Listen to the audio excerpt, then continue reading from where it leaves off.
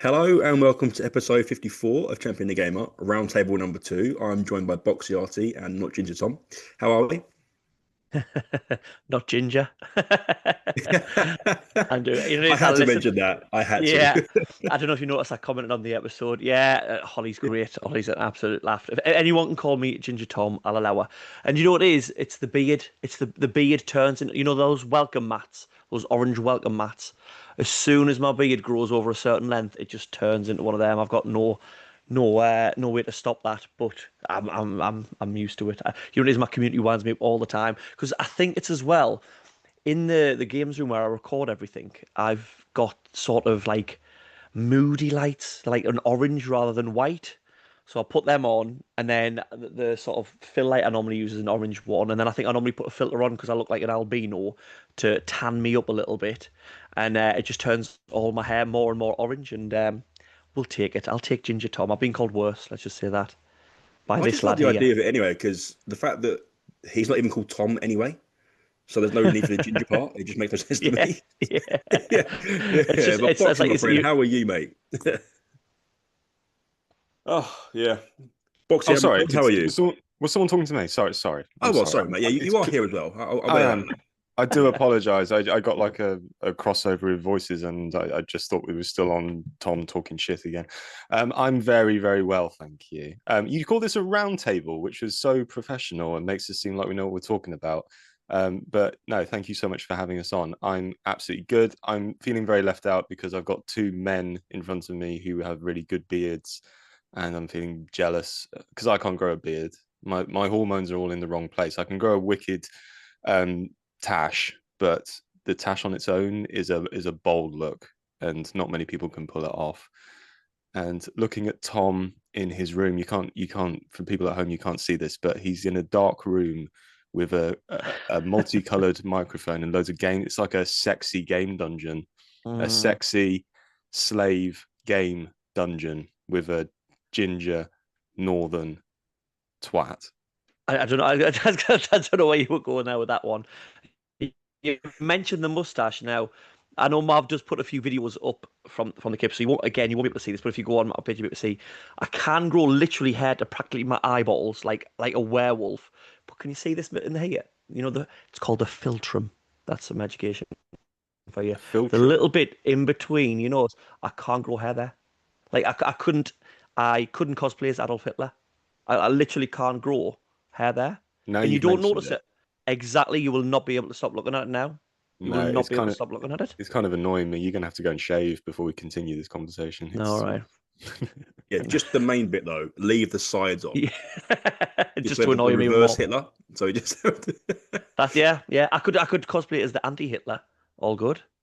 Hmm. just I wouldn't personally, but yeah, you can do it if you want to. This though, this beard that you say I've got is that's great. It's not great. It itches. I'm lazy with it.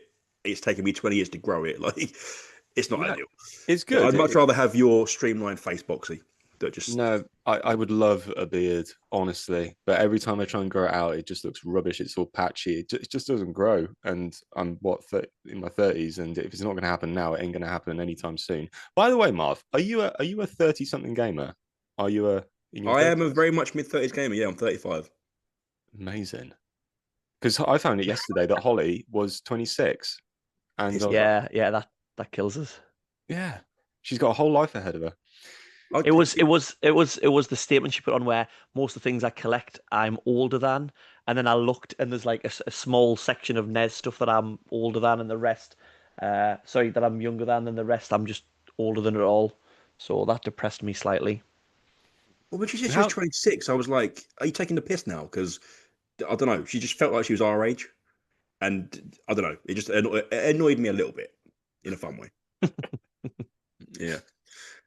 All right. So what we'll do, we'll jump straight ahead then, because I'm conscious of time and I want to get the fun bit out of the way and get to the more fun bits. So just currently, this is a little book club type thing. Let everyone know what you're playing right now and what you're planning to play later, or anything you've got that you're playing on your mind right now. Boxy, go first. I deliberately did this, Marv, so you can back me up on this. Because every time I talk to Tom, he Yeah. disagrees. And I sent him a voice message last night, and I'll be like, mate, prepare yourself for this one because you are not going to get support on this one at all on this podcast. So I got a little bit of shit from our podcast because I said that God of War 2018 and Ragnarok should be called God of Boar Ragnarok. So I'm replaying it to see if I'm missing anything. And it's such a bloody long game. It is so long. But I'm nearly there, I think. And I feel exactly the same. I just can't believe this behemoth icon, Kratos, is so dull and he's so sensible. And for a game called God of War, no bugger in this game wants war. Everyone's just saying, "Oh no, we all need to get on," and even Odin. And I have a lot of thoughts about this. Clearly, Odin is the king and the guy everyone should be afraid of, and he's like a sort of, I don't know, like midtown loan shark. He's like, "Hey, Oh Sparky, how no, you doing?" Oh, he's coming with the oh no. no, Odin. I don't know who it is who played Odin in Ragnarok, but it is a great performance. It is a great performance from Odin. I mean, it's interesting, but he doesn't spark fear in me. He's just He, like, he, oh, never mind. it's bucking the trend of the bad guy always being the big, whoa, I'm massive, I'm muscular, I'm scary. Like he's a sly bastard, and you know what it is? That's scarier because those are the real villains in life. You don't get the thematic themes. I shouldn't be talking about a guy who's got a degree in English literature about thematics. Is that a word? I don't know, mate. I've got a third, remember? No, I mean, I know it kind of ramps up towards the end, and you see the shadier side of him. But everyone is just so chill in this game, and they go and there's a bit where they go and rescue the previous God of War, Tyr, and he's a giant, and he's flipping dull as well. No one wants to fight in this game. Everyone just wants to be happy and get along. And I'm thinking, oh, I swear to God. But spoilers, it isn't actually Tyr, is it? Well, all right, spoilers. You've just given it away. You say spoilers, and then you say the Well, no, because spoiler. I haven't said who it is. I said spoilers, so people could have paused. It isn't there. Like to be fair, if you were replaying it to see if the game should have like needed more love, you should have played the first one. I do agree. Ragnarok sort of slows down, and it doesn't do some things great. Like, do you know when? Is it? Is it the world serpent? Is that what his name is? The world Yeah. serpent gets knocked by Thor back in time to like to start time. It's just a nothing thing. You look up in the sky, and I'm sure you look up in the sky, and he just hits him with a hammer, and it's like, oh look, there's. I think like Kratos literally says, oh look, there's the world serpent getting knocked back to the start of time. Like, all right, should that not have been a bigger thing? I think the I whole don't level know. design is crazy. It's a ridiculously long game for one thing, and you go into these moments where we're going to move the plot forward about 1%, but it takes like an hour and a half. Like Atreus says, "Oh, I'm going to go and talk to this person," and then you have to do about 8 combat encounters, about 3 puzzles, and then a boss fight, and then they just say, "Yeah, it's not hitting, mate. You got to go to another realm," and you just turn around and go home again, and that's the game. I will say The that I'm preferring Ragnarok to the 2018 one because at least stuff is happening in this game. God of War 2018 was like a lot of build up and no come. It was just biding time. It was just saying, "Oh yeah, all this exciting stuff is going to happen." The end. God of blue balls. Yeah, So, God so of the original God of Wars, right? The God of the, the PS2 ones and everything. God on Your God of your hold on, point, Marv. which I agree with. Sorry, Marv. Sorry. God of pre-cum. Somebody clip that. I like how he was that proud of it. He had to stop you mid-flow, Marv. He couldn't just let you go on and move the podcast forward. He was like, "No, this is the greatest thing I have created all day." Yeah, and it's Well, only he had a 20 proud past little 10. face on him. I can't take it that way. Marv, you continue and just ignore his pre-cum. I can't ignore it now. I can't. It's in my brain. Um, so That's how it gets you. whenever God of War the first ones came out, right? That's why I fully agree with you because I was like the first one seems so okay. Yeah, it's this god. It's this massive thing. It's mythology. It's great, everything, but it's wacky and fun and just beat shit up basically. Whereas the new ones, I'm watching it on streams and everything. I'm like, I can't be asked to play this. It seems so dull and boring. So I do fully get it. Do you not feel like the first one gives the second one a bit more leeway to be a bit more dull because of the way the story builds up, or you just it's boring anyway? I think Ragnarok, at least stuff is happening. Like all the stuff they kind of teased in the first one is actually kind of coming together, because they kept talking about Odin and Thor and Ragnarok and the end of time and all that kind of thing. And at least in this one, we're kind of coming towards a bit of a finish line. I mean, God of War 2018 did all this build up and then it just kind of finished. And I was like, oh, all right, okay. And you think that you're going to be fighting. They talk about Thor constantly in God of War 2018, and he only turns up right at the end, and you only see his big hip, don't you? Remember that tease at the end of 2018 where he knocks on the door and you just I like see... when you were coming in there and you were seeing he's big. I thought you were going to go with his hammer, because you see like he drops his hammer or something, doesn't he, into his hand, and you see it. But you went straight for, I remember the hip, the Yeah, big hip. it was his big girthy hip which comes in at the side. Well, I remember his hammer. Yeah, but no, I think I don't know. I feel like the 2018 one was just, we're trying this out and just seeing if people respond to it. And then with Ragnarok, they were like, okay, we're going to actually flesh this out a little bit more. But in both of those games, I still think about 8 or 9 hours could be cut from all of them. There's just so much padding and faffing about. And hot take, I prefer playing as Atreus in God of War Oh, Ragnarok. I was about to say there's too much Atreus. I know. Well, all right. I prefer Kratos as the character, but play style, Atreus is far niftier and swift. It's like Bloodborne kind of combat. He's really quick and edgy, and you can use this bow, and there's so much more to do with him. Kratos is like lugging around a huge fridge. I'm with you on the whole. Go on, you go. You go. I was just disappointed because he was about to say the phrase "he's niftier and swiftier" and stopped himself, and I was just waiting for that to come out of his mouth to clip it. So I was just going to grief him. You go ahead, Marv. Say something intelligent. Never. I was just saying that I'm with you on the whole 2018, and then flesh it out more after, because I feel like the first God of War came out, 2018 one came out, and it's part of the whole. We've released a game that's a big budget. We have to release a second game anyway pattern that we're getting nowadays. Whereas back in the day, you'd have a I don't know, PS2, PS1 game come out. Oh, it's crap. It's not well received. We'll just bin it for a little while. Whereas nowadays, so much it's like a movie. So much money goes in. You have to release the second one anyway. They felt so. That to continue the trend a little bit. Tom, what are you playing right now? I've played a load recently. But this last week, start of the week, I was playing on Split Fiction for the first time with the missus. We did that on stream, and she's not a gamer, so people just tuned in for me to berate her constantly. And everyone say, I thought you were supposed to be a teacher. As I was, there's this one part where it's a little bit like Running Man and Tron mixed together.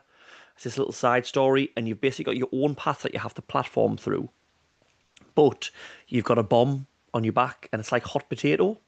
So you can only have it for a set amount of time, then you have to throw it to the other person, and you both have to make your way to the end to defuse the bomb, but you have to keep throwing the bomb to each other. Now, up to that point in the game, it had been sort of all right because you're sort of on your own paths, but then we had to work together, didn't we? And she's okay on. I get her into play games every now and again, and she's okay until she has to move the camera and sort of walk at the same time in 3D space. She can't do that. And obviously she was trying to platform, then move the camera to me to throw the bomb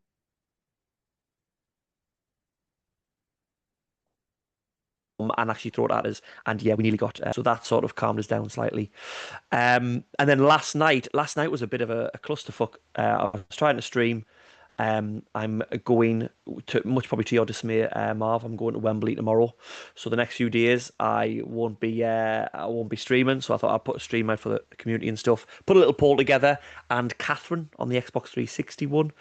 I've not played it, and I've seen it for ages. This sort of sums up my community. They picked it because someone mentioned there could be boobs in it, so it got picked. And then we were playing it over on Twitch because I was frightened I was going to see boobs and I would be banned on TikTok. So we played it over there, zero boobs. So the community was fuming. So we played that for a couple of hours, and I was getting really frustrated at a puzzle. Trying to do a game like that, puzzling and chatting at the same time, was doing my head in. So after a couple of hours, we flicked over to TikTok and we put the getaway on. So we had some Cockney slags for a little bit. driving Renaults and Peugeots around London, and you were talking about games there being expensive. I always remember when Getaway came out, they had to make a second. I remember someone coming out in an interview saying they'd spent that much time mapping out London and getting it sort of one for one and everything in.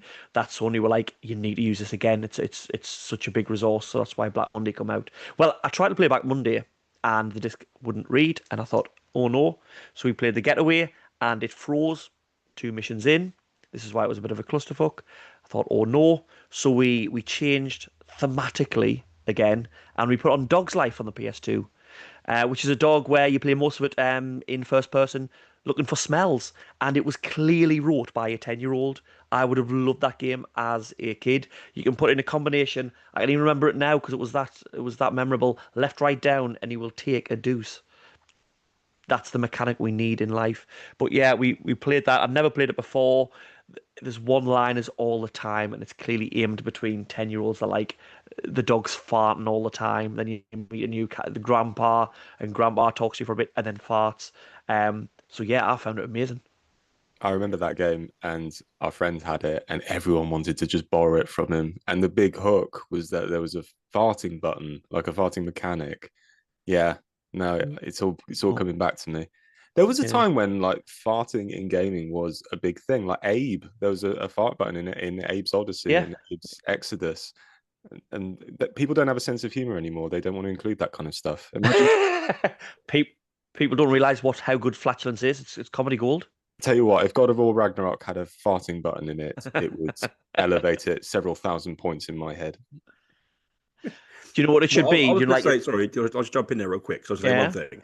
So you said about the Getaway for a start. I remember a documentary, little mini thing on YouTube about them mapping out London. It was basically like a Google car, wasn't it, essentially? And they went around and did it in a similar fashion. And I think because of that, it doesn't get enough love because the Getaway is such a struggle if you're new to it that it's obviously quite a difficult game because it's just the way the guns do and don't work. But they don't get enough credit for that because it's a lot of work to map out a city like that. And if you play it now, you can still go back to places that existed then, and it's really impressive. Yeah. There's a guy on YouTube that does it. And then my second thing, just to jump in real quick, was yes, you might have Wembley soon, but whether you win or lose, I'm still 2-1 up because obviously Newcastle won the Carabao, and my local team, Whitstable, just won the FA Vars. So there we go. See that proves you're a plastic fan. You can't have 2 teams. You can't have 2 teams.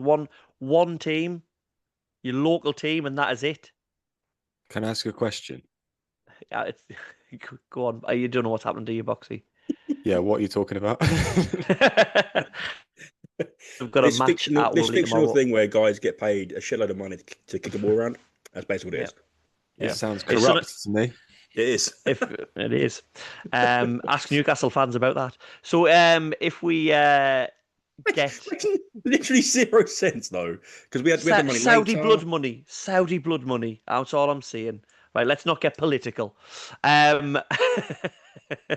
See, we haven't even got the Premier League yet, and it started, Marv. It started. Wait till next season when you batter us, because we're getting promoted. Basically, if we win Boxy, we get to the Premier League, which is the pinnacle.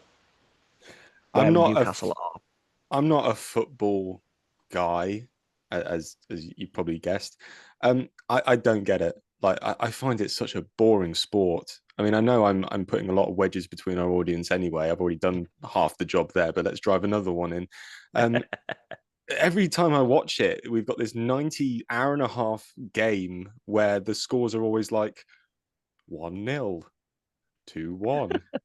We never get like decent numbers up there. Why? I'm going to bring it back. I'm going to bring it back. Right. Let's say Boxy versus, I don't know. I'm not great with the bosses from Dark Souls 1. Marv, do we know a Dark Souls 1 boss name? Dark Souls 1? No. Yeah. None of them. No idea. give me the one you found hardest, Arty. What boss did you? Tourist Demon, okay. Hour and a half, you versus that boss. He destroys you all the time, but you get 1 win. What's that elation like when you beat him? I mean, it's his sense of achievement, but if it's going to take an hour and a half, I wouldn't bloody bother. We're into sort of Monster Hunter territory there in that. Well, I've got no more comparisons. We'll I'm going to bring it Either back to they'll, gaming.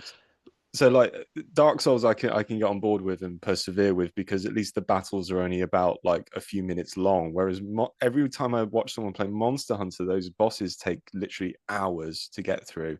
And imagine getting like so close to the end and then you dying and having to do all that again. I've never managed to get on board with Monster Hunter series. I don't know about you guys. yeah, it was similar. I can remember Final Fantasy 15 had a secret boss, like was it Adamant Toys, like sort of massive turtle, and it Yeah, yeah. took like an hour or so and I think I don't think it was an achievement linked to it, so I don't think I beat it because I just looked at that and I just thought I can't uh, in my mind I can't concentrate for that long because I don't think as well it was if you were leveled the right way it wasn't difficult. It was Mm. more of a it was more of a grind, just wear him down. He's got ridiculous HP. Um, so no, I'm with you on that one. I'm with you on that one. But I always think that Monster Hunter is like a World of Warcraft game. Like I played different games all the time. I couldn't stick to one game. I feel like people who play World of Warcraft, that's their game. They're not playing anything else. I feel like Monster Hunter World's the same thing. Like that's their game. That's everything. They've got Yeah. like thousands of hours into it. You know what I mean? And I Yeah. suppose in that respect, it's a drop in the ocean to them, isn't it? Everyone who I speak to, as you say, the minimum amount is like 100 hours. You can't Yeah, just dip into Monster yeah. Hunter and try it out for a bit. And I think it's one of those things where if we go into like another lockdown or something, it might be the game which I fully commit to see if I can get my head around it. So I did that with The Witcher 3 through lockdown, where I just cracked on because there's nothing else going on. I knew I liked you. So Witcher 3 in lockdown was me. That's what I did. Everyone knows this already. I lived longer as a witch than I did as a human in that time because I spent so many hours on it. I think if it happened now, Baldur's Gate is my new one because it's endless. It's the first game I've had for a while, Baldur's Gate, where you can turn it on, don't aim for anything, just go anywhere, and you'll find something. Like I've got no idea what Yeah, story is right now. I've got no clue. I'm just finding new people, doing new quests, new answers. It's just just that freedom's awesome. yeah. See, What we'll do then? Go on. my COVID game was different because obviously being a teacher, I had to still teach like sort of visual and stuff, so didn't have as much time, but I was stuck at home. Mine was, oh, I'm forgetting the name. The Ghost of Shishima, which isn't a long game, but I got like a one of those cheap projectors and I had it on my wall, and I feel like when we were locked in four walls, just it's a beautiful game. I feel like I use that as an escape, a sort of I'm outside but I'm not outside type of thing because I didn't have, as I was still sort of working, so I didn't have like hundreds of hours to pile into something. Was that the one where the wind tells you where to go? Yes, yeah. Well, back to flatulence. Back to flatulence. Fart. Follow the farts. Yeah. So we've got a load of listener questions, which is great. But before we do that, is there anything? It can be anything at all. It can be a game. It can be online narrative. It can be anything online. Is there anything gaming related that's bothering you right now? Anything on your mind right now? I have one particularly, but I'll let you guys go first. Well, I was thinking about this, Marv, because I was listening to you talk to um, Holly and Harley the other day, and I knew you were going to ask this question, so I was thinking this is something on my mind. And I was listening, and some of the things I talk about, and this is normally probably why Boxy takes the hot take because I'm not as eloquent and good with my words with him. So I just summed it up with Nintendo can get fucked. And I was just thinking about it because they were mentioning a few things, and I just thought historically they're like those villains you meet in games that are all nice and everyone loves them, but actually they're just complete arseholes. Like as a retro collector, putting things in cardboard, making everything just expensive. Games not dropping in price because of how they do them. Limited edition games like the 3D All Stars not bringing out enough so the price stays up and people can't get it. Making you replay for games. Um, I think people see Nintendo with rose tinted glasses, and they'll look at it like, oh, EA is horrible, trying to get your money. And I just think like games like EA and Ubisoft are more overt and just in your face. microtransaction, give us your money, give us this, give us that, give us the other. And Nintendo just do it slyly. Oh, we're the kids' company. And I was thinking about this because with having a 3-year-old and a 10-month-year-old, I know I'm going to go through a Nintendo phase in my life because I'm already got the little one on Captain Toad's Treasure Hunter Adventure, something like that. And I know of all my systems, Nintendo systems are going to be the ones that are ideal for him. And I know I'm just going to learn to hate them more and more. I'm not saying I hate the games. I had an N64, Ocarina of Time, 64, all those games, some of my greatest games of all times. But as a company, they can get fucked.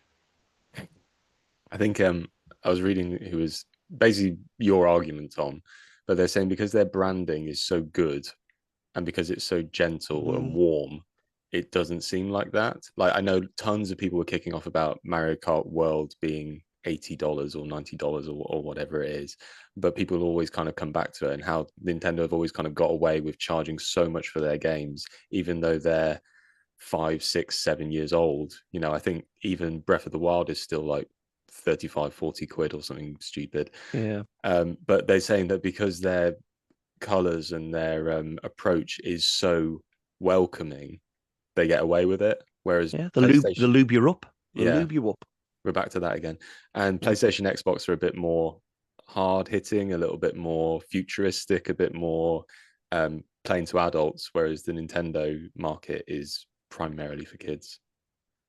But the Nintendo market that's not playing for kids, that's the wrong phrase, that's aiming at kids, is also the one that is prying on adults they've had as kids, because they're the ones that got to fork out the money, and they're sort of having to play on nostalgia, and the ones that have been connected to Nintendo since childhood that are now adults, because they feel that connection, it's easier to fork out money, it seems like, from them.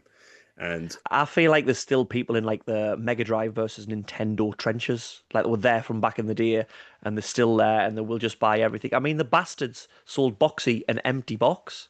I mean, it doesn't get any worse than that. Twat. I think there's going to be even more empty boxes coming our way. That's what, I don't know how to take that, Boxy. I don't know where you're angling with that one. No, I think no.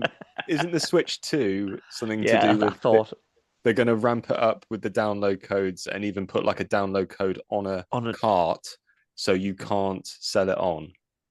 Yeah. I heard that somewhere. I don't know if it's true.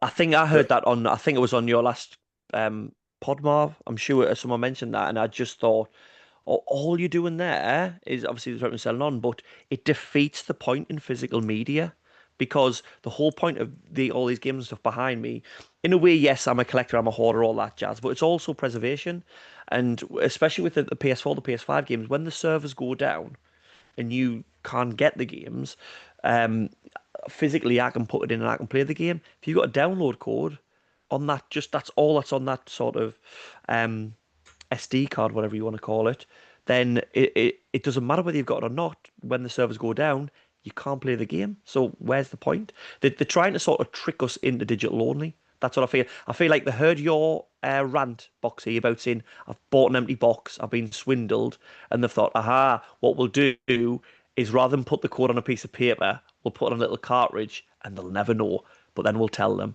But they won't believe us because everyone loves us. Just, yeah, get fucked Nintendo. That would fool me. And then on top of that, it's the whole, okay, I didn't know necessarily about the boxes coming with carts that don't run, they just have a code on them. It's in one case literally does go against the idea of digital anyway, because it's the cost to make that. But then it's also the whole releasing games that are 10, 20 years old for full price, or modern day full price. It's like, really, why? Why am I forking out 500 quid for one console and one game that came out 30 years ago? It doesn't make sense to me, that. Yeah. And then if you emulate it, you'll have the FBI coming on your door. Not coming on. Yeah, you know what I mean. They just will copy strike so many people. So many people stay away from Nintendo when they're doing content and streaming and stuff like that because they just copyright strike everyone. You know what it is? They've built up such a dynasty. They don't need people to promote. They know that the cult is going to come in and buy their games. They don't need that publicity of streaming and all that. They'll have their set sort of streamers that they know will wax lyrical about the game and say, oh, it's worth it and nostalgia and stuff like that. Well, yeah, no, not for me.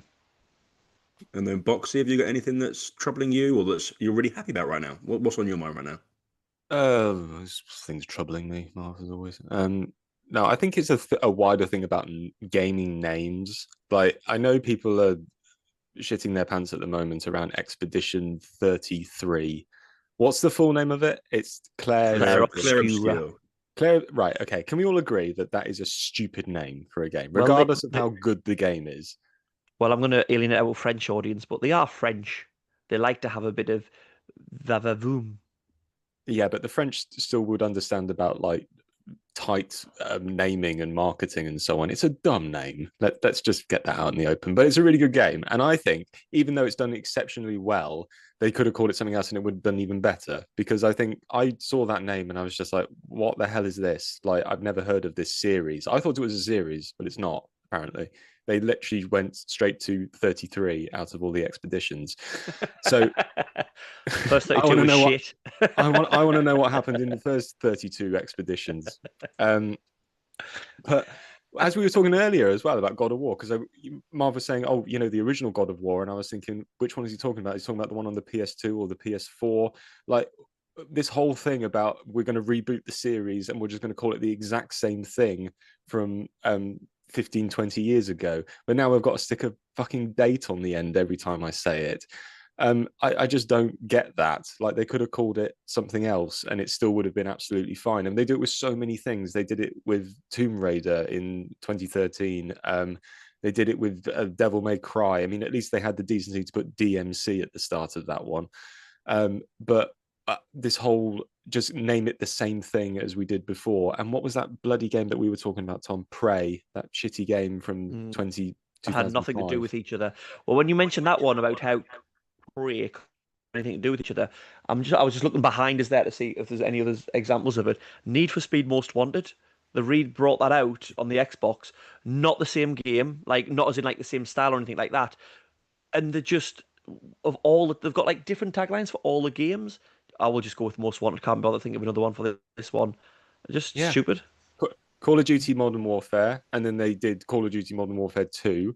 So now we have to stick dates on the end of those. And God knows what Silent Hill is doing at the moment with the Silent Hill thing that they're pulling out. I just think, regardless of how good your game is, why complicate things with this naming structure? Right, rant over. Spider-Man. Yes, They literally just Spider-Man. called it Spider-Man PS4. That really annoyed me. And because Spider-Man 2. I did a review of Spider-Man 2 and I was just like, hang on, it's not Spider-Man 2 on PS1. It's not Spider-Man 2 on PlayStation 2. Oh, it's not the Amazing Spider-Man 2 on PlayStation 4. It's Spider-Man 2 on the PS5. Yeah, I mean, come on, you clearly have creative people on your team, and these people are getting so much money to pay. Yeah. Have you ever heard the story about the guy who worked for Pixar, who his only job was to come up with names for the films, and he got paid so much money, like for every single film. And if you look at their backlog, like Toy Story, Bugs Life, like just calling it what it is, Cars. And he got paid so much money for that job. Police still as he didn't get royalties for Toy Story 2 and 3 and 4. It wouldn't surprise me. should it have been called God I'm Bored of War? Because that's what I'm feeling like it should have been called. God of Board of War. No, God I'm Bored of War. God of Board of War. That just fits the title now, right? Just call it Board of War. Yeah, there we go. It should have been called Tired. You have just went on about that much. You're starting to get me to make jokes about it, and I like the game, so stop. It should have been called. Or are you coming to the real side of the argument? Is that what's happening? Yeah. Tired, Angry Dad, Ragnarok. I didn't know they made a game about me. You're not angry. Oh, you didn't see me streaming Split Fiction with the missus. There was anger there. There was anger there. What, at the game, or that Mrs. Retro wasn't playing how you wanted her to? Mrs. Retro, you know what it is, and I was trying to explain it to my community. I was like, this is how I know I'm a good gamer, not blowing my own trumpet and stuff like that. Like when we ended up beating that part that I was talking about with the bomb and stuff, I did it because I was compensating for how shit she was. So when she threw the bomb, I knew she was going to throw it 10 foot in front of us. So I'd go 10 foot in front of us, but then we'd have the odd instance where I'd go to where I knew she was going to throw it because she wasn't doing it well, and she'd throw it to where she was supposed. So then she'd get angry at me. She's like, I've actually did it for once. And I'm like, I know, but you're so crap. I was trying to compensate for it. And that's not a good start to a conversation. Saying Or that, is she so good at the game that she's actually better than you and she's preempting your issues, and she knows to throw it too far because you're going to be too far ahead anyway. Probably, it is probably true. A lot of people who regularly watch me stream will agree with skill issues. So let's leave it there before we go down a hole and I realise this whole thing that I've based my life around, I'm shit at. And we'll move on to listener questions then and get you a bit more safe. Okay, so nicely done. People have sent in a load of questions for us or for you guys, and I want to thank everyone for that. So we'll get into them straight away, and we'll go straight into one that kind of fits the bill right now, which is from Nintendo Units, which says, if you had the opportunity to redo one of Nintendo's units, no matter if it's a stationary console or handheld, and make it just as you wish, what would it be and what would you do? I'd probably see. I'm not going to mention the one that I would do because my first Nintendo console was the N64. So for me, I'd just upscale the N64 because it's an absolute nightmare to stream and upscale. You've got to mod the console to get RGB and stuff like that. But that's already been done. That's coming out, I think, sometime next year. Someone's made a 4K N64 console. I want to try and get one, but they'd sold out their pre-orders or whatever it is. So I'm not going to go with that. I would probably make them again. We were going from me just telling Nintendo to fuck off, but we will go to making the Switches comparable graphically and power wise to the modern consoles. I know it's a modern console, but you know what I mean. Your PS5, your PS5 Pros, because I feel like in a way as well they can hide behind that. Oh, we're not. It's our style choice, and it's this that the other, and the third party games run like trying to wade through horse shit on them, and they can see, oh well, it's our console, it's making it portable and stuff like that. And I think if you just put them in the solid light of day and say, right, your console is as powerful as a PS5, show us what you can do. I think I would do two things that either sink or swim that could really blow us out the water with some amazing sort of games, and like I know Breath of the Wild is amazing, but imagine like a realistic Zelda, graphically and stuff like that. I think people would love that. Or it would just show them for the charlatans they are, and they're stuck making 3D Mario games that they were making 40 years ago. I'm really alienating anyone from. By the way, please don't stop listening to Coach Marv's podcast if you're angry at me. Stop listening to 30 something gamers because these are all my opinions, not endorsed by Coach Marv at all. yeah, we're ticking off all the big ones. We've slagging off Football. Nintendo, God of War, like all Yeah. the fan favorites. Yeah, it's not all about graphics, Tom. What are you on about? No, I'm not talking about graphics. I'm just talking about like power and uh, see, when you get a Nintendo game, you know you're not getting a game where they really put everything into graphics and stuff like that because that's not what they can sort of go for. They do have beautiful games with certain style choices and things like that, but again, the power allowing them to do different things. Like I always remember when Rift Apart came out, Ratchet and Clank, and it looked like a Pixar film. It's not about graphics, but the power made it look like you were playing a Pixar film. And they hang the hat on and they got their big veiny. We always talk about veiny members being put on the tables, but this one was put onto a table about the SSD allowing you to switch in the worlds instantly, and you weren't got loading, so that's why it was rift apart. The dimensions were sort of going, you go in different worlds, and having that sort of power, I just think like I was playing Captain Toad, and I was thinking, is this any better than games were 15, 20 years ago? I'm doing a little 3D puzzle. Yeah, it's a fun game, but I don't think they really push themselves. So I'd make the console strong enough where they'd have to really show what they can do. They rely Come on on. ideas, though, not about power. Oh, I can see you seething with. I'm As soon not as I, seething. I'm just you're challenging you. secret Nintendo fanboy, aren't you? You're wearing your Mario boxes right there. You've got No, me. I'm just making the point that it's not about the power in your in your backpack. It's about the ideas which you're bringing to the table. Like you can think about Undertale, think about Hotline Miami, think about Super Meat Boy, think about all these games which are probably like only 2 gig, but they have so many fresh ideas and good. Like Papers, Please is one of the best games ever made, I think, and it looks like it was made on Microsoft Paint. Yeah, but firstly, power in my backpack is not a phrase. It is Secondly, now. no, it's not. Secondly, but you'd still be able to play those games. I'm not saying take away those ideas. I'm just saying let's see what you can do. What can you do like with the modern technology as well? Because you can still, if you ramp up the power in a Switch 2, you can still do all the games that they were going to do. But you make them bigger, you put other things in, but you can also as well show us what you can do when you go and balls to the wall and really sort of showcasing that because it's the same as like films.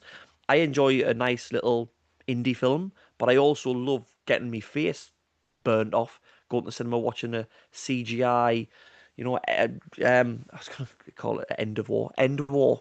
It's End War. What's the Marvels one? The second one. The, Eternals. s- no, not Eternals. The second there was the two films at the end of the proper arc until it went a bit shit. Oh, Was it End War? Avengers. There was What? Endgame, and then Sorry, there was Endgame. Endgame. Endgame. Yeah, So yeah. I, But you said End War, and I thought of the film Civil War last year, which is shocking. Yeah, but yeah, yeah, I'm not yeah. Endgame. watching that one. Yeah, so but so you can like both things, but I just think Nintendo shies away from that and just focus. Here, Boxy, get off. Tell us what Nintendo unit would you change then? Come on. I would just fuck the N64 controller. That was one of the Satan designed that thing.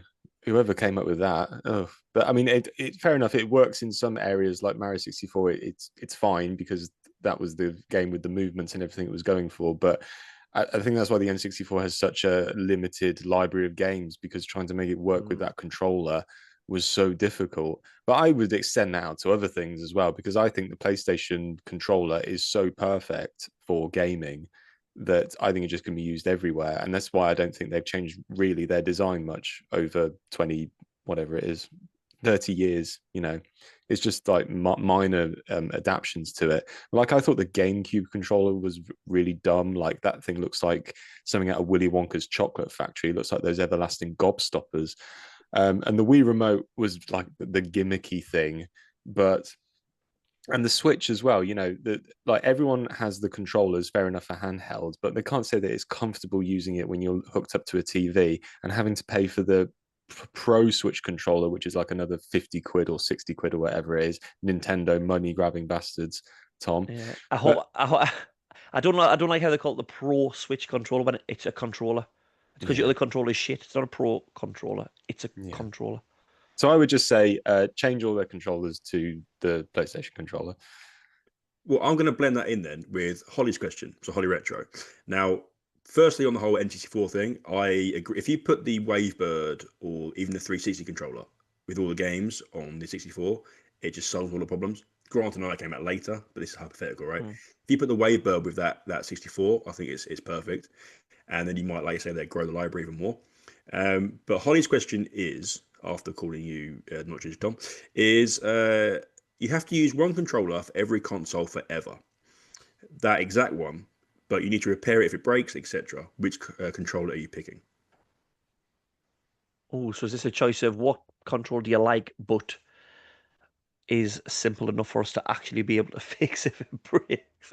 I I hate to say this, but I agree with Boxy and the PlayStation controller. I mean, you get used to them. I played Xbox 360, then Xbox One for a while, and that just felt natural in my hands. But when I moved from Xbox One to PS4, because I hated the UI on the Xbox One, um, I just got back into using the PlayStation controller, and it's just so easy to use. I don't know how easy it would be to fix, but I cleaned out the PlayStation 2 the other day, so I'm running on adrenaline here. I'll give it a go. Um, I just agree with Boxy. It's perfect. I'd say the probably PS3 one because you can deal with the wireless.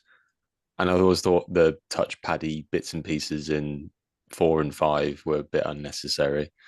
I think 3 is just like basic but innovative at the same time. And I like it when they're light and you can just, comfortable to use. Yeah, but my brain went to the either 360 or the PS2 just because of the nostalgia. But PS3 makes a lot of sense because A, it's wireless, and B, it's simple. It's big enough you can get in it. So if it does break, it's not a nicky, picky little thing. You can actually get in it. So I like that question a lot. Rexy or Rexidus Games and Streams on TikTok has said, think of the worst game you've ever played. What would you do to it to make it one of the best? Boxy? The Quarry, get rid of all the characters.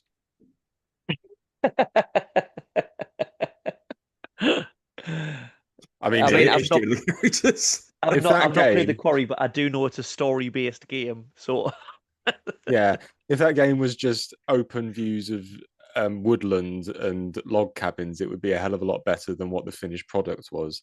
Those characters are bloody awful, and I hated every single one of them. And I couldn't wait to send them all off into a gruesome, depressing doom. And even killing them wasn't that fun. Fuck that game. now, if you haven't listened to our podcast, that's quite light for Boxy. That's going easy on it.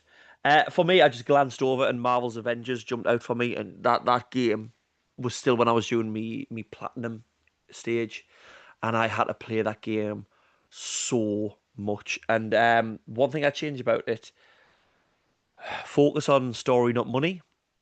Simple as that. Focus on game. I mean, the game mechanics were okay, but then your bosses ended up being copied and pasted. And you've got Marvel. It's Marvel's Avengers. What a catalog of enemies and villains you have, and you're just changing the color of a Hulk to fight. Or I was so excited for the Marvel's Avengers game, and the start of it was quite promising. And you're going on it's like a Avengers open day, and you're Miss Marvel, and you're going round, bit story built, and the shit hits the fan, and they're on the bridge, and you swap between the characters, and you're doing each part. And then it just goes to open world. Go to this, destroy that. Go to this, just destroy that. And it just the epidemic of sort of trying to get money in the service games. And I'm not against them. I think Fortnite's got a good model and works for what it is and who it's aimed for. But it just means everyone else sees it and goes money, and tries to pitchfork it into things like, I mean, the same happened to Suicide Squad. I've got that, but it's still sealed because I've heard how shit it is. And I don't want to besmirch Marvel and DC in my mind, so we'll just leave it at Marvel. I just think, and as well, this is my big idea. You had your MCU. You should have had an MGU, a Marvel gaming universe, and do exactly the same.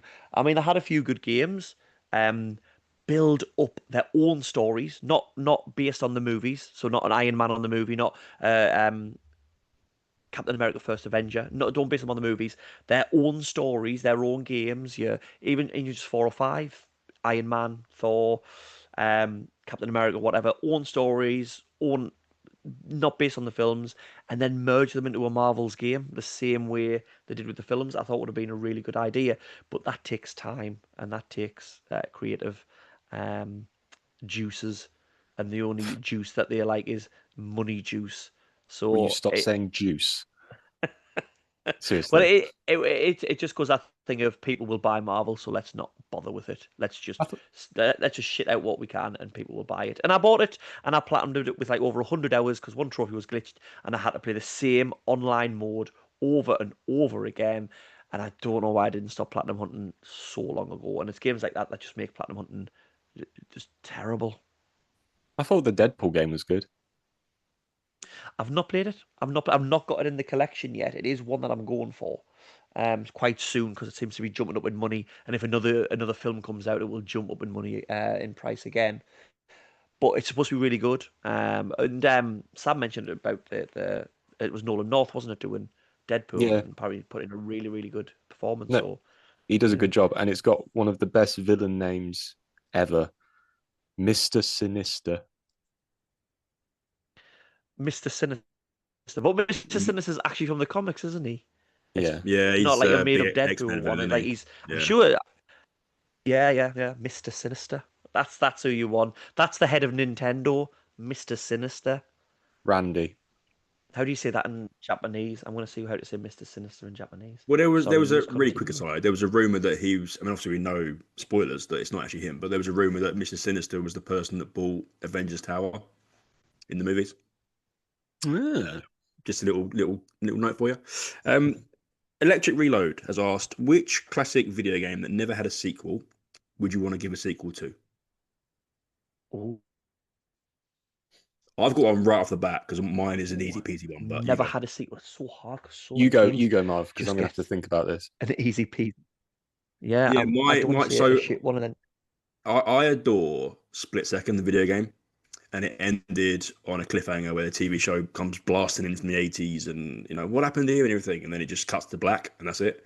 And the sequel never came out. So the Split Second racing game for me is just the easiest choice. What is Yes, it's currently a Blazing Sunshine, but yeah, that's the one it is. Yeah. yes, sorry, that's my I'm looking here. There's so many games I go that way. I think it's got a sequel. Do you know this isn't like it's a game that annoyed me didn't get a sequel. And it'll probably annoy Boxy that I'm mentioning it because he's not the biggest fan of this series. But Call of Duty Ghosts. And I know technically, oh look at him. Right, chill out, man. It's my choice. no. So I know Before we get into that, right? Let's excuse the fact that you're choosing Call of Duty series for one thing, but you're choosing Call of Duty Ghosts. because it ended on a cliffhanger. I told you it's not one of my favorite games, but I can't stand not knowing what happens, and it ends on like a massive cliffhanger. And then and I don't think it was too bad a game. Um, that or Michael Jackson's Moonwalker. That one. I just glanced up. I saw it there. What a game where you can just dance and all your enemies dance with you, then die. What a game! A game where you play as a suspected you know what, freeing children from cupboards, and then a monkey comes on your shoulder and points your way to a fight with men in suits that you have to dance to What does death. he do? Sorry, I missed that part. What was that? He said a He monkey comes on your shoulder. Yeah. It does. Yeah. I'm forever blowing bubbles. This is taking a weird turn, this podcast, but I'm here for it. Yeah. Terrible choices, Tom. For me, I think it's not so much a sequel to the story, but I think they could do more with the idea of what this game was achieving. So Spec Ops: The Line, which was all about descending into kind of madness. And although Captain Walker's story does get rounded off really neatly at the end of it, I just feel that they could have done more with that idea, and not so much in an army setting. It could be in other settings as well. I just really like the idea of like the Breaking Bad kind of structure, just watching somebody descend into a crazy narcissistic person. I don't really know what that would look like, but maybe like a policeman or something like that. Like, I just think it would be an interesting thing to work with. I've changed my mind. I want to go. I just glanced at it and I saw it, and I played this game so much on the N64, and it goes back and it actually matches in with sort of Boxy's love for the bad acting in Silent Hill 2. But Operation Winback was a game I played so much on the N64. It's trying to be like a Metal Gear Solid, and it's like a Silent Hill ham acting Metal Gear Solid, and I just played it so much, and I found it so hard as a kid. I've never played the PlayStation 2 version. I haven't got the N64 version. I don't think the cart's that expensive. I might get it. Um, but yeah, that was a great game. Just more sort of ham acting in other games. You always get in the horror games a Metal Gear Solid like really, really ham acting. So Operation Winback 2, we'll go. No, fair enough. I've got one question here from Chesterfield that I really want to ask because I think it's pertinent for a lot of people. You're 30 gamers, as you've proclaimed, and it hits home with a lot of us. Chesterfield's asked, how many hours a week do you put into gaming and content creation? Oh, right.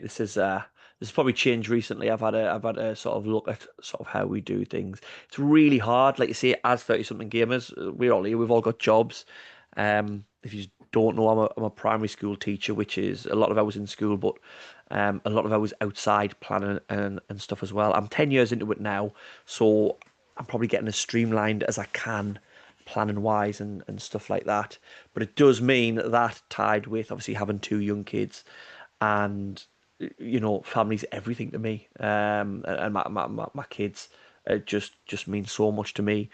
Um, which is handy. The streaming and the content creation is handy for me because it's a hobby. It's something that I'm trying to build and I'm trying to create, but it is a relaxation for me. My mind goes 100 mile an hour, all the time, and I have to be doing something. Like my relaxation is doing stuff.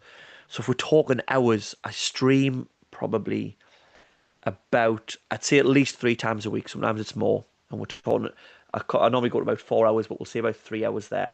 So that's 3, 6, 9 hours. So 9 hours streaming at minimum a week. Content creation, I blast it again. A lot of my content, I look around at other people's. I look at Boxy's. I look at so many people online doing so many really good creative things, and I have to balance that with spending time with my family, and spending and just time with life really, and all the things you have to do as an adult. Um, so I've streamlined it. Like if I think right, I need some content, I'll come in here. I'll pick a few games I want to get some footage of. I'll pick them all on the same system. I'll record all of the footage, and then I look at each game and think, right, what little twist can I put on it, or what can I talk about on that game? So then I've got 2 videos from each of them. I've got one of just footage and one me talking about it. And sometimes I just come in and I just think, right, I haven't got time. All of my videos that I do, I never plan out. When I'm talking, when I'm asking about stuff, when I'm talking about my speed records, or I'm just talking about games in general, I literally think I need a bit of content. I come in my cupboard. I come. With the monkey. It's Yeah. not even a cupboard. It's the garage. I come into the garage. I have a look at stuff, and I think, right, what can I talk about? This, that. What can I talk about there? I do have some series where I think about it, and I put them out. So I'll come in and I'll spend, I'd say, a few hours a week, an hour or two recording. Always do it after the bands are in bed. So it starts about 8 o'clock, so it's late on. And then my edit, I'll record them and I'll leave them. And my switch off on a night is I lie in bed with my phone and I edit these videos together. I'll just say, right, I need a couple of videos, and I'll just edit the videos into my drafts on TikTok or wherever. I did try at start to do too much. I tried to think, right, I'm doing this. I want to be creative with my videos. I want to do YouTube videos and edit them. And I just had to stop. I am trying to grow my YouTube, but now I just literally put the camera on me and I talk to the camera for 12 to 14 minutes for a video. No editing, just put on like the title and a few sort of text things and put them up. Because if I did all the things that I had in my head, that's all I'd be doing with my family. That wouldn't get any time. So I don't know. It's a scary question to think about how much time I actually put into it, but I'd say at least a good 15 to 20 hours a week. I'd say at least. Jesus. I'm going to sound Yeah. very dull now. In gaming wise, I would like to do an hour a night if I can, but that is perfect for me, to be honest, because I can't game for loads and long periods into the night. I just find it uncomfortable after a while, and I need a break. But by the time I've got the bin to bed, and me and my wife usually just have like a bit of time where we're watching something. Like we're watching Clarkson's Farm at the moment. It's really good. And then she might go off and do a little bit of work. She's a teacher, and I'll like game for like an hour, and then we'll probably go to bed after that. Content creation, not a lot of time really. Like back in the day, when I used to do my heavily edited top 10 list, they would take about a week to do because I'd have to get all the footage and I'd have to play 10 games and get them to a point where I could record the footage. So that used to be a mammoth kind of task. And I used to write out the script as well, and that used to take a while. But I kind of jacked that in, and I'm doing it in a different way now, where kind of like Tom, I'm just trying to figure out the script in my head as I'm recording. and then I just kind of edited it down as much as I can, and I don't bother getting the gameplay footage anymore because it just takes too long, and I don't think I'm getting enough value back from it, to be fair. So I think it's working a little bit better. That one of those videos could take about a couple of hours to film and then to edit down. And I don't really do a lot more after that. Like I might do a video if we've got a new podcast episode out, just saying, go and take a listen. And I might do like a skit or something. But I don't really have like a deadline for it. I mean, I'd be really happy if I just did like 2 videos a week. That would be perfect for me. But See, whenever your that's videos come up, Boxy, I feel like it's and some people can do this and some people can't, and obviously you definitely can. But whenever your video comes up, it's kind of like Holly. It has an impact because there's no schedule per se there, but we know there's a quality there. So whenever it comes up, it's like, oh, it's there, bang. It's not like there's a video every. I'm not picking anybody out, but if someone puts out 4 videos a day, it's almost just part and parcel of the day. Whereas when you do it, it's an event. If you I know what I just I just don't have that much thought in my head to post constantly. And like I would love to, and Marv, you're so good at this, like asking questions and trying to get the communities kind of engage in that way. But I just kind of worry that I don't have anything important to really bring to the table. So I try and just think about it a little bit and try and map it out.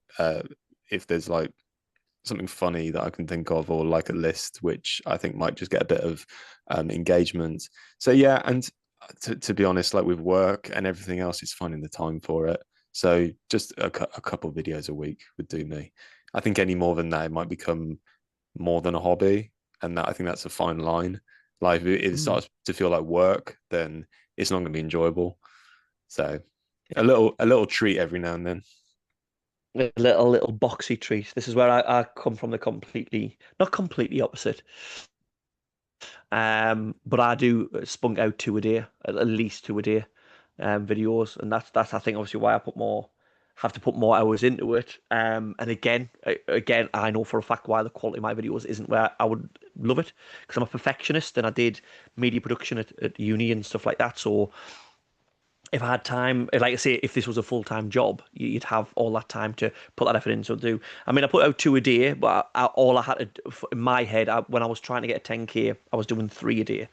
And I used the summer holidays to really bulk up on some recordings.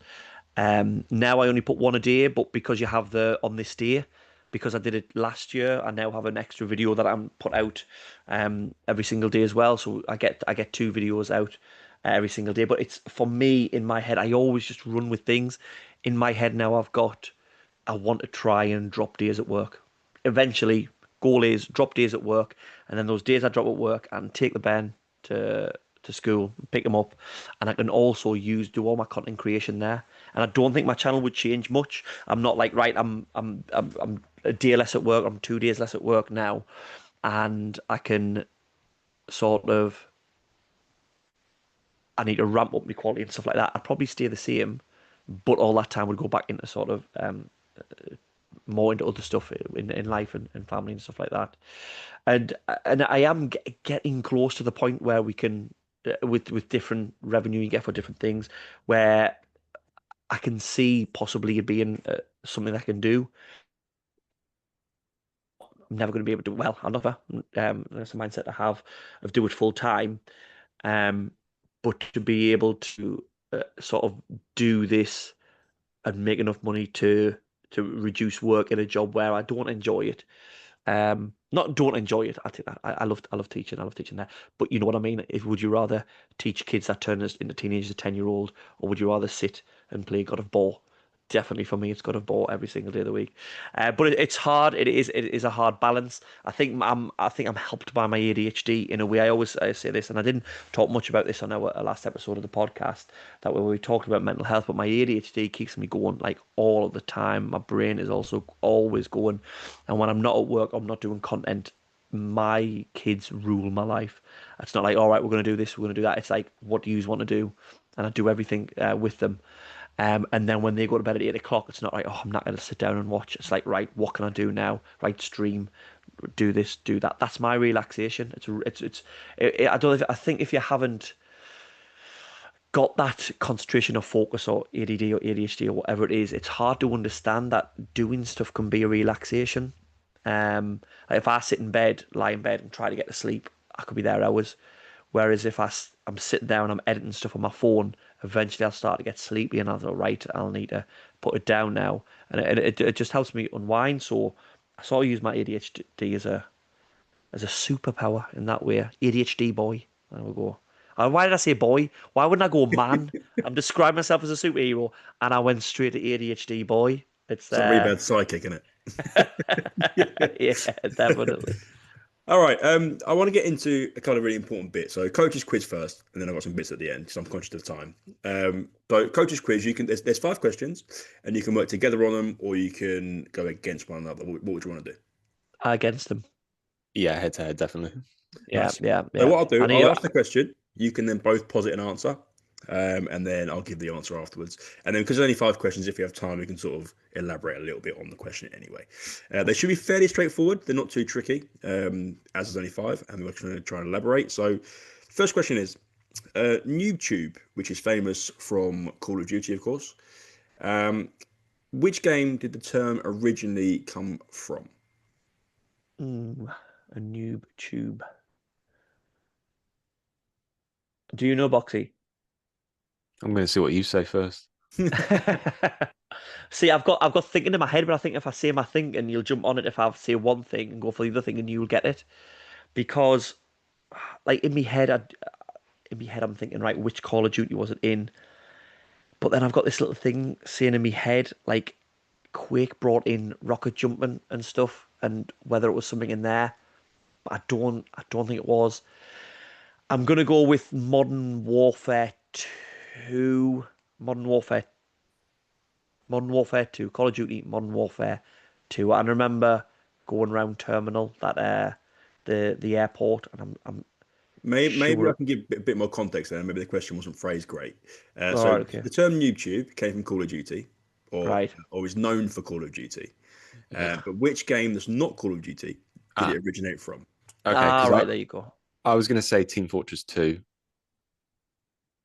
Oh, Okay. I'm fuming if he's got it. Well, I'll go for Quake. Do I have to give a number? Quake 3 Arena. Okay. No, it was Halo 2, and it was the projectile cannon. Yeah, it was Close. the second. I nearly said second coming. Then the second edition of the projectile cannon in Halo 2. The Can actual I can I have a bonus point if I tell you Rami Malek was in Halo 2? if you want. I mean, No, he does not get a bonus point for that because that was part of our trivia about 4 weeks ago. all right. I'm not sure I'm going to keep score here, but it's only 5 questions. That's fine. Duke Nukem Forever, released in 2011. But what year was it originally announced? Ooh. I know this. There we go. 2000. Can I go for 2000 then? You want to go 2000 as well? Yeah. Are you sure? Boxy seems sure. The only thing the only thing I'm holding on to is that I swear they said it was 11 years in development. Wait a minute, quite. Can we do we if he gets it wrong, do we go closest gets it? I'll give you closest guess. Yeah, 2001. Boxy gets that. Yes. Ah, And I'll tell you damn why he it. gets that, because you were correct, Boxy. It started development in 2000, but it was originally announced in 97 around 3D. Yeah, they announced it in 97 and then didn't start development until 2000. And then for some reason, Damn it. the world parted for a while and then they didn't do it for 11 years.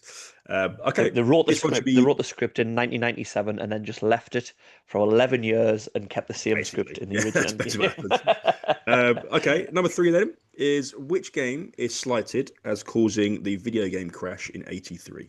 E.T. There we go. Nice and easy. Nice and quick one.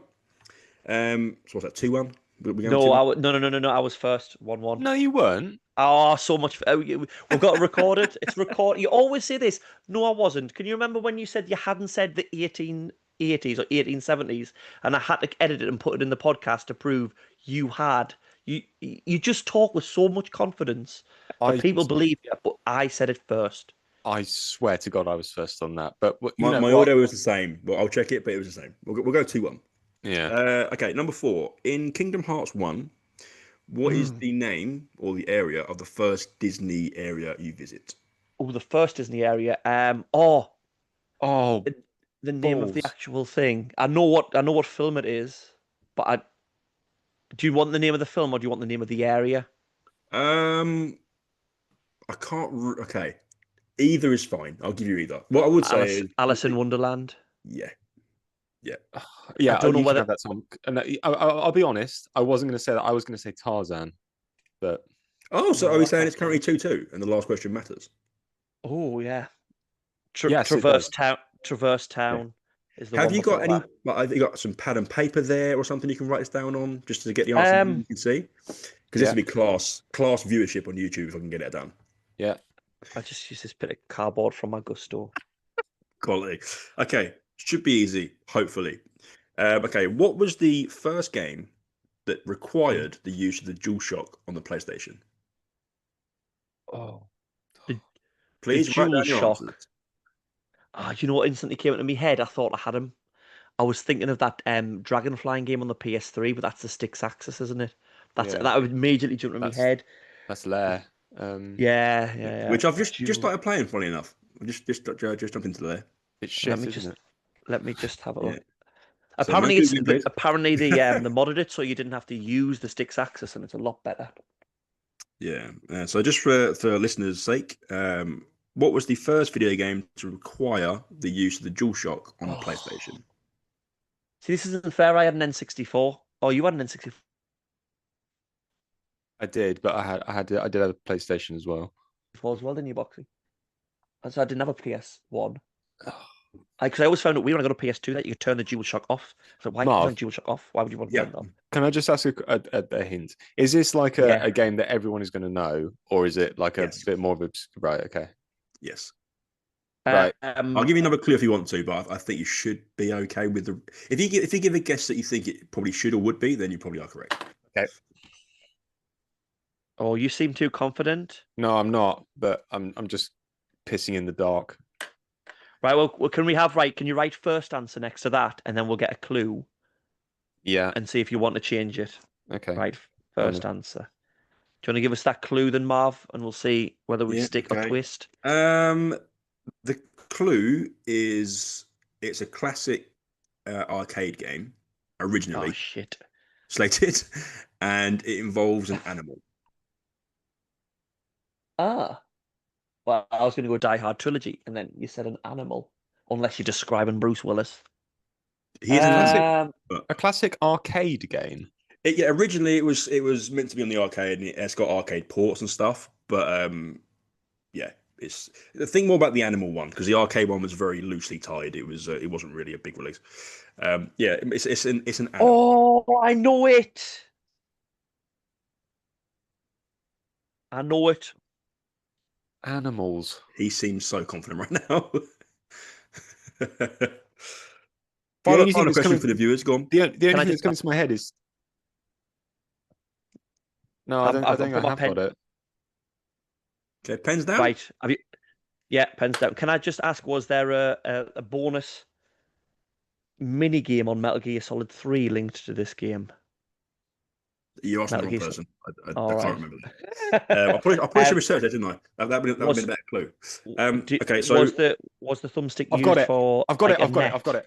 I've No, actually got no it. pens down. No, Said no, I've pens got down. it. That's mine. That's mine. No, it might have been his first one. what is it? What was Yes. the first game to require the DualShock feature on the PlayStation controller? It What was was? Ape Escape. Yes, I was first. I was first. I win. I win. I win. But I did get it before you showed it. So this is Yeah, not You a did get it. Yeah, yeah, yeah. I get that, but you yeah. were still lost. First I place still loser. lost. Yeah, because wasn't Second the right analog stick was the net? yeah the fishing rod. That's what got it. Was that going to be an arcade game? Originally, yeah, it was meant to be on. She meant to come out earlier than it did. There's a little bit of lore there, but What yeah, go on. What was your first guess, Boxy? Metal Gear Solid. Mine was Metal Gear Solid. Amazing. Fantastic. Awesome. So what we'll do, we'll move on then. Now normally in this part we do create a spotlight. Now obviously we've done that already with both of you, which is great. But what I want you to do before you get on to championing thyself, which is my new common phrase, is I want to champion the person opposite you. So what is great about the person you work with? All right. Ugh.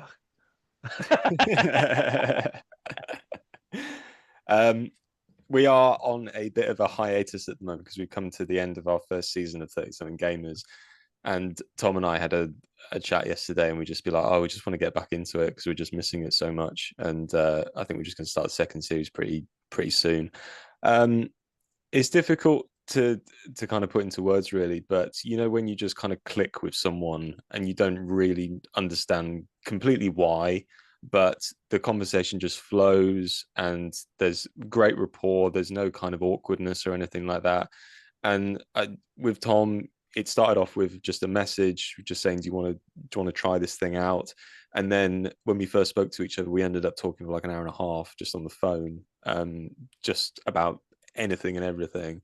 And it just kind of cemented that we knew that the podcast would be a really good thing to do. And some people may think that we were really close before we started doing it, but we actually weren't. So like the podcast is kind of a journey of us getting to know each other a lot better.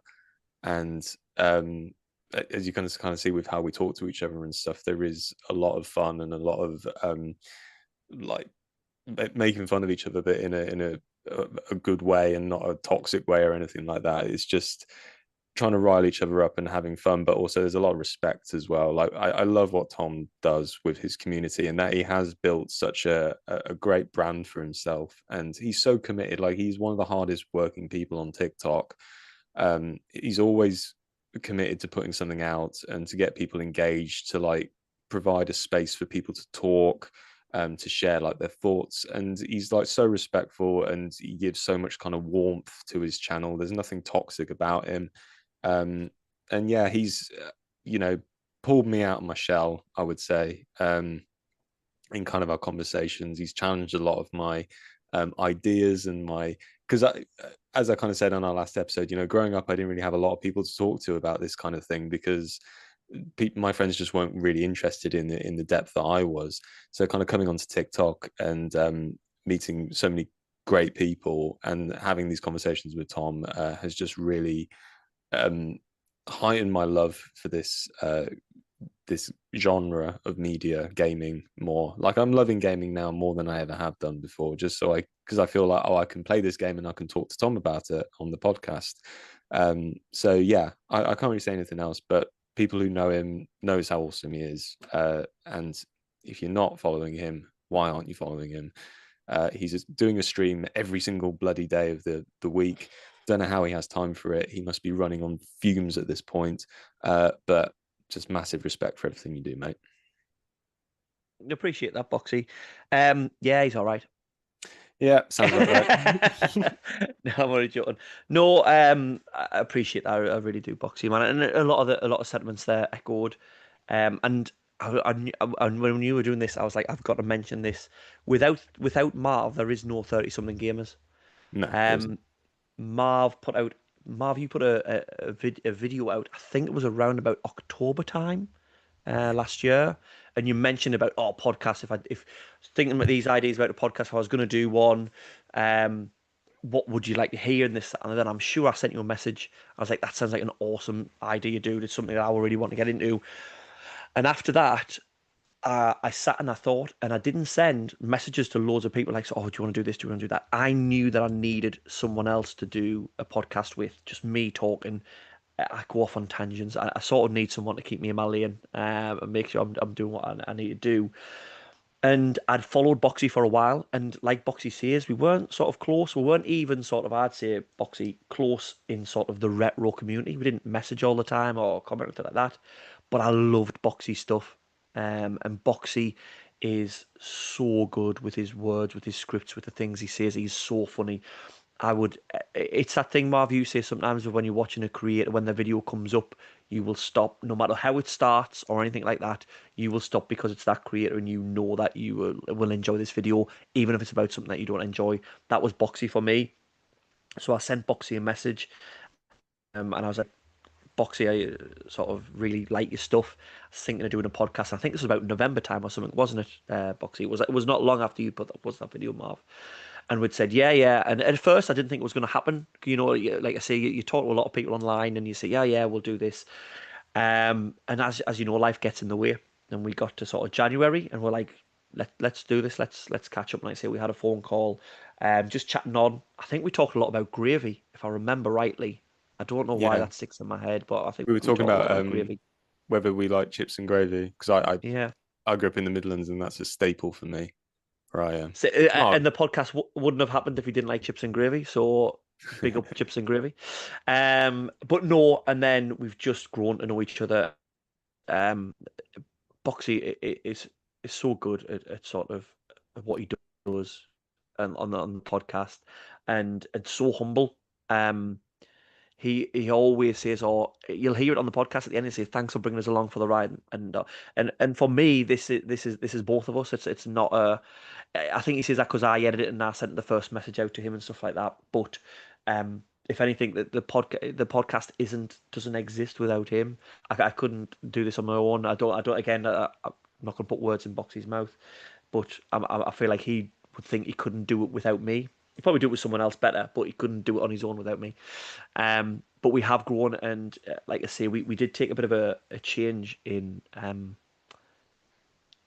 sort of how our episodes are. With our last episode, obviously doing a big episode on mental health, and we were quite open and quite raw with that, and it was a scary thing, and the amount for me that Boxy opened up, it just showed me just how much of a strong, brave person he is, and just for that episode, but what he's sort of done and how he's improved and built himself to do something like content creation, to do something like doing a podcast. It just blows my mind. And we obviously talk and text and stuff separate from the show and stuff. And he is along this. He is just a consummate family man who family's always put first, and that for me was a big thing. It wasn't just sort of, yes, let's do this, we'll do that. It was always family comes first, then we'll look at everything else. And it's just for me put up there as a top tier human being, and it makes my skin crawl to talk nicely about him because this is what we do. But I think we both know uh, how we feel about each other, really. So I Well, know, well, mate. I, I'm c- I gonna. couldn't. I'd be remiss to not say. Like, I put a video out on TikTok which was saying about how powerful and pertinent everything your podcast was about mental health. But I can't think of two better people to mesh together to do a podcast than you guys because the chemistry is it's just there. You can see it's palpable. You can feel it, and to find that is kind of a rare thing. And I won't say who it was. Someone asked me about, obviously me doing this and you guys doing your thing, and we've got Pixel Friends now, and I know Good Game Dan's doing one with Poetic. These podcasts are coming out, and I was like, well, how do you feel about it? So it feels fucking amazing because everyone's different. Everyone's doing something completely unique and different. And what you guys bring just has this like great vibe to it. You're energetic with it. You bring out the best of Britishness in each other, and it just feels so wonderful to listen to. And so I want to thank you first of all because you bring out great quality with it all the time, and the fact you're doing it in seasons just kind of worked. I think I'm looking forward to season two, but I think you should be prideful in what you've accomplished because to mention it in I don't know, say December, I don't know, bring it out in February or March, if you did to have the quality you do is impressive, and I think you should be proud of that. How does that make you feel? Um, I really appreciate those words, Marv. I appreciate it. I still, I think, boxers like me, I find it hard to take praise, or I'm very self-critical. Um, so I just when I do like I seek approval. I seek approval. I want people that are good. You know that endorphin thing when you get likes or you video gets views. And endorphins when you have a look at your analytics and there's people listening to the podcast and you're like, Christ, someone's listened to it in South America or Africa or and it's really cool. But still, when people say that things, I'm like, thank you. I really, I just find it hard to take praise. But I think for me, um, like I say, me and Boxy, I feel like we're different sides of the same coin. Like we're very different in how we talk, like speed, cadence, how our minds work. But like, I like football. He doesn't. He drinks red wine. I drink dragon soup.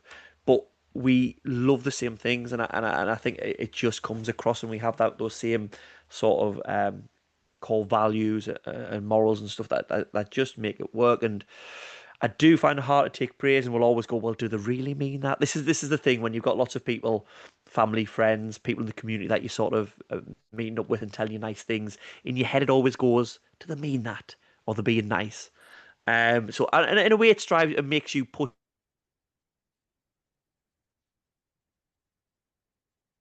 to sort of to continue to try and be better. This is your podcast, Marvin. I wouldn't take over to sort of promote our podcast or anything like that. No, But the please last do. well, the last episode that we did for me is an episode I hope lots of people listen to, and the numbers on it are doing really good, better than all our other episodes, and I'm proud of that because I think we tried to do something. This podcast is good, it's fun, it's entertaining, but the last episode I felt like we tried to push boundaries. We put ourselves into a scary place, and it was more the feedback we've had from it is what I was looking for. I've had so many people message me um, to say thank you. I've had people message me to tell me their story of how their mental health has been helped by games, or just I've had people. I mentioned Death Stranding in it. I've had some. My mental health took a sort of dip when this, and this happened in my life, and I resonated with that Death Stranding the same you did. I've had some people say I didn't realize why I was playing Death Stranding at this time, and when you explained it, it sort of made me realize what I was doing. And when I say people have told me, I'm not talking family and friends. I have had family and friends message me, but people in the community, people online, some people that I haven't sort of talked to really much, have messaged me, and that to me is what we wanted to do. We wanted to get people talking about mental health. We want to remove that taboo, and I think we were a lot further forward in the world than we used to be. But I still think that there is more work to be done, and sometimes the only way to do it is to the proof's in the pudding, is to do it yourself, is to get out there and say, look, this is me. It's scary. This is how I feel. Some people might look down on what I say. More fool them. Um, but I hope it helps someone, and I'd like to think we've helped at least one person, and if we've done that, good job. I Yeah. said that if sorry to cut you off, Boxy. I said if I could trade in all 50 plus of these episodes to get that person listen to that one episode of yours, I would do that because I think it's that important. And as someone that is 35, that's looking at buying a house now, and there's all this kind of stuff going on, right? It's important that there's that balance there, and that really gives you that view on what balance is needed when you hear those stories, because you think about what's important to you and what you need to prioritize and everything. And again, the thank you is there because it does resonate. It did resonate with me. It hit me hard. I was crying in the car twice driving home the other day. Like, it just is what it is. So, fair play to you. Um, we'll wrap this up, but again, I want to thank you for being on, and tell you that what you do is a great job, and that's both content and the message you send out there. Is there anything you want to finish with? Just thank you, Marv, as well. You've set such a high standard of what everyone should be aiming for in this community, just to champion other people, to support other people, to spread the word of what good other people are doing. And that's something that we should all get behind, I think. You've brought me, you've pointed me in the right direction of so many people since you started doing what you do. And it's just opened my eyes to how many great people there are out there and all the amazing stuff that they do. And when you start a new channel, it is so difficult to get it off the ground. And the only thing you can kind of cling to is just to keep going and just be persistent, and hope, and in time people will connect with it. And you kind of exemplify that message of just keep going and people will find you. So just a huge thank you for doing this podcast, for doing your channel, and to keep doing what you do, because it's awesome. Yeah, I completely agree with Boxy. It is this content creation game, this stuff online, I think is a lot of it is luck. And I know that there will be genuinely great creators there who would just be able to smash it whenever, but a lot of the times that I can point to two, three lucky instances with certain videos with things online that grew my channel. And I think you sort of proven there that it doesn't have to just be luck. It can be a community of people who are like-minded, getting together, supporting people who are great. And I think you typify it and you help it, Marv, because the retro gaming community that I've sort of found on TikTok is the least toxic sort of community online I think I've maybe ever found. And I feel like you spearhead that. And I know a lot of people will agree with that. You're like the Undertaker in the locker room in the WWF. He had toxic moments too. Don't forget. That's not. Let's be careful. We all have toxic moments, but you know what I mean. People come to you for that sort of that guiding hand and what should we do here. And I think you typify what this whole community is about. So yeah, thank you for what you do, man. No, I mean, mega appreciate it. The whole keep going thing. I've done it twice. I can't do it a third time, but I've done it twice. You know. Okay. Honestly, boys, thank you so much. Been absolutely tremendous. You've been episode 54. I'll let you go now, and I'll see everybody on the next one. Thanks, Marv.